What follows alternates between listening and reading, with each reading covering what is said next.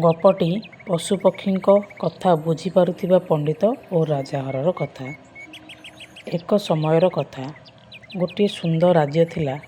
ସେଠାରେ ହରି ଜଙ୍ଗଲ, ନଦୀ ଓ ଫୁଲରେ ଭରିଥିବା ଉଦ୍ୟାନ ଥିଲା। ସେହି ରାଜ୍ୟର ରାଜା ଥିଲେ ନ୍ୟାୟପ୍ରିୟ ଓ ଦୟାଳୁ। କିନ୍ତୁ ରାଜାଙ୍କ ଘରେ ଏକ ସମସ୍ୟା ଆସିଲା। ପ୍ରତିଦିନ ରାଜାଙ୍କର ଗହଣା ଓ ଖାଦ୍ୟ ଅଦୃଶ୍ୟ ହୋଇଯାଉଥିଲା। ରାଜା ଚିନ୍ତାରେ ପଡ଼ିଗଲେ। ସେନା, ମନ୍ତ୍ରୀ, ଚାକରମାନେ ସବୁ ଖୋଜାଖୋଜି ଆରମ୍ଭ କଲେ, କିନ୍ତୁ କିଛି ମିଳିଲା ନାହିଁ। ରାଜା ଚିନ୍ତାରେ ପଡ଼ିଗଲେ। ଏକ ଦିନ ରାଜ୍ୟକୁ ଗୋଟିଏ ପଣ୍ଡିତ ଆସିଲେ। ତାଙ୍କ ନାମ ଥିଲା ଶ୍ରୀଧର ପଣ୍ଡିତ। ଲୋକେ କହୁଥିଲେ ସେ ପଶୁପକ୍ଷୀମାନଙ୍କ କଥା ବୁଝିପାରନ୍ତି। ରାଜା ତାଙ୍କୁ ମହଲକୁ ଡାକି କହିଲେ, ହେ ପଣ୍ଡିତ ମହାଶୟ, ମୋ ଘରରେ ଅଜଣା ଘଟଣା ଘଟୁଛି। ଆପଣ ମୋତେ ସାହାଯ୍ୟ କରନ୍ତୁ। ପଣ୍ଡିତ ହସି କହିଲେ, ମହାରାଜ, ପଶୁପକ୍ଷୀମାନେ ଅନେକ କଥା ଜାଣନ୍ତି। ଆଜି ରାତିରେ ମୁଁ ଉଦ୍ୟାନରେ ରହିବି। ସେହି ରାତିରେ ପଣ୍ଡିତ ଉଦ୍ୟାନରେ ବସିଥିଲେ। ଏକ ଗଛ ଡାଳରେ ଦୁଇଟି ପକ୍ଷୀ କଥା ହେଉଥିଲେ। ପ୍ରଥମ ପକ୍ଷୀ କହିଲା, ରାଜା ଘରରେ ଆଜି ମଧ୍ୟ ଚୋରି ହେବ। ଦ୍ୱିତୀୟ ପକ୍ଷୀ କହିଲା, ହଁ, କିନ୍ତୁ ଚୋର ମନୁଷ୍ୟ ନୁହେଁ। ପଣ୍ଡିତ ଚକିତ ହେଲେ। ସେ ରାତିରେ ଗୁପ୍ତରେ ରାଜଘରକୁ ଦେଖିବାକୁ ଲାଗିଲେ।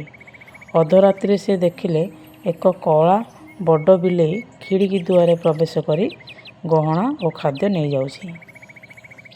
ପଣ୍ଡିତ ତାକୁ ଧରିବାକୁ ଗଲେ, କିନ୍ତୁ ବିଲେଇ କହିଲା, ମୋତେ ଛାଡ଼ିଦିଅ, ମୁଁ ଭୋକରେ ଏହା କରୁଛି। ପଣ୍ଡିତ ତାର କଥା ବୁଝିଲେ। ସେ ତାକୁ ଧରିଲେ ନାହିଁ, କିନ୍ତୁ ତାର ପଛେ ପଛେ ଗଲେ। ବିଲେଇ ଜଙ୍ଗଲକୁ ଗଲା। ସେଠାରେ ଅନେକ ପଶୁ କଷ୍ଟ ପାଉଥିଲେ। ଜଙ୍ଗଲରେ ଖାଦ୍ୟ କମିଯାଇଥିଲା। ବିଲେଇ କହିଲା, ମୁଁ ରାଜାଙ୍କ ଘରୁ ଖାଦ୍ୟ ଆଣି ସଭିଙ୍କ ପଶୁକୁ ଦେଉଛି। ପଣ୍ଡିତର ମନ କୋମଳ ହେଲା। ଏହା ଚୋରି ନୁହେଁ, ବଞ୍ଚିବାର ଚେଷ୍ଟା। ପରଦିନ ପଣ୍ଡିତ ରାଜାକୁ ସବୁ କଥା କହିଲା। ମନ୍ତ୍ରୀମାନେ କହିଲେ ଚୋର ହେଲେ ଦଣ୍ଡ ଦେବା ଉଚିତ। କିନ୍ତୁ ପଣ୍ଡିତ କହିଲା, ଯଦି ଜଙ୍ଗଲରେ ପଶୁମାନେ ଭୋକରେ ନଥାନ୍ତେ, ତେବେ ଏହା ହେଉନଥାନ୍ତା। ରାଜା କହିଲେ, ମୁଁ ଜଙ୍ଗଲରେ ଖାଦ୍ୟ ଓ ପାଣିର ବ୍ୟବସ୍ଥା କରିବି। ରାଜାଙ୍କ ଆଦେଶରେ ଜଙ୍ଗଲରେ ଗଛ ଲଗାଇଲେ ଓ ପାଣିର ବ୍ୟବସ୍ଥା ମଧ୍ୟ ହେଲା। ସବୁ ପଶୁପକ୍ଷୀମାନେ ଖୁସି ହେଲେ। ରାଜାଙ୍କ ଘରେ ଚୋରି ବନ୍ଦ ହେଲା। ପକ୍ଷୀମାନେ ଗୀତ ଗାଇଲେ। ରାଜା ପଣ୍ଡିତକୁ ସମ୍ମାନ ଦେଲେ।